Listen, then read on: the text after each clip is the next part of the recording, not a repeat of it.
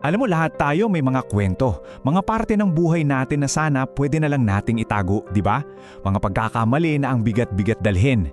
Pero paano kung yung mismong anino pala ng nakaraan natin, yun yung magiging daan para mahanap natin yung pinakamaliwanag nating bukas? Tara, pag-usapan natin yan. Isipin mo to sandali. Yung isang bagay na pinaka-pinagsisisihan mo sa buhay mo. Yung tingin mong sumira sa lahat. Paano kung yun pala yung gagamitin para maging ilaw ka para sa iba? Yan yung tanong na babago sa pananaw natin. Okay, magsimula tayo sa kwento ng isang tao. Isang tao na marahil, katulad ng marami sa atin, parang kinain na ng sarili niyang nakaraan. Yung bawat araw, ang nagpapaalala sa kanya ay hindi yung kung sino siya pwedeng maging, kundi yung mga nagawa na niyang mali. Sa komunidad niya, sa mata ng lahat, yun na siya. Nakakulong na siya sa reputasyon na siya rin mismo ang gumawa. Ang mga desisyon niya kasi, laging para lang sa sarili niya. Hindi niya nakikita noon yung epekto sa ibang tao. Hanggang sa, ayun, huli na ang lahat. At dahil sa pagiging padalos-dalos niya, marami siyang nasaktan. Hindi lang sarili niya, kundi pati na rin yung mga taong nagmamahal sa kanya. Hanggang sa umabot sa punto na pati siya naniwala na rin. Naniwala na siya sa sinasabi ng iba, sa sinasabi ng isip niya. Ito na ako. Wala nang pag-asa. Wala nang magbabago. At sa mga gabing tahimik, di ba? Yung ikaw na lang mag-isa. Iisang tanong yung bumubulong sa kanya. May halaga pa ba ko? O talagang sira na ako for good dahil sa mga ginawa ko? Pero alam nyo, kahit sa pinakamadilim na lugar, minsan may isang pangungusap lang na maririnig ka. At yun yung mag-aapoy ng pag-asa sa isang pusong matagal nang sumuko. Nung marinig niya to, para siyang naguluhan. Sa unang pagkakataon, hindi siya hinusgahan. Bagkus, inanyayahan siya. Hindi siya tinutulak palayo, tinatawag siya palapit. At doon nagsimula ang lahat. Isang kislap lang ng pag-asa. Isang maliit na ideya na, teka, baka hindi pa pala tapos ang kwento ko. Siyempre, yung pag-asa, simula pa lang yan.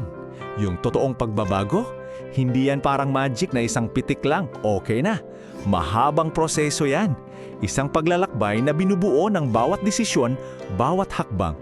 At itong paglalakbay na to may tatlong napakahalagang hakbang. Una, yung pagtanggap, yung tapang na sabihing, oo, nagkamali ako.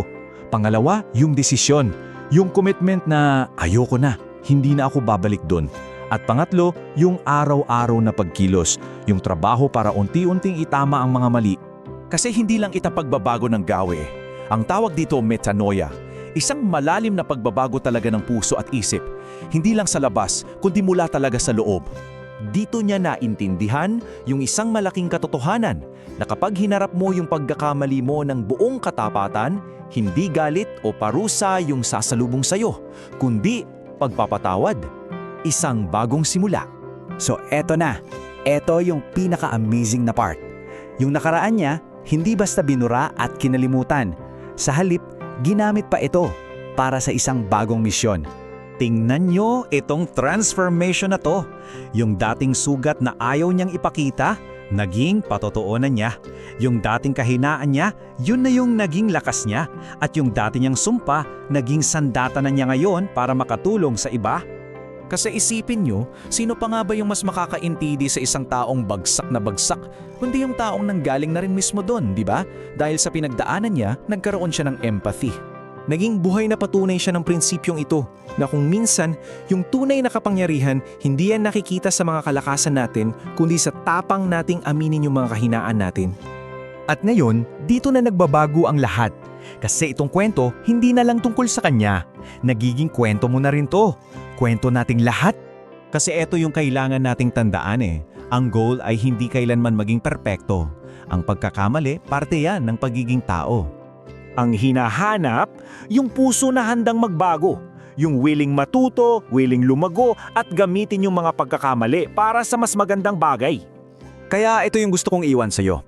Una, yung nakaraan mo, hindi yan balakid. Pwedeng yan pa mismo yung paghahanda para sa misyon mo. Pangalawa, hindi pa tapos ang kwento mo. At manghuli, hindi mo kailangan maging perfecto para magsimula. Kailangan mo lang maging handa. Kaya ibabalik ko sa iyo yung tanong na sinumulan natin. Paano kung yung bagay na pinaka-ikinahihiya mo, yun pala yung magiging susi sa pinakamalaki mong purpose sa buhay? Paano kung yung anino mo, yun pala ang pagmumulan ng pinakamaliwanag mong ilaw?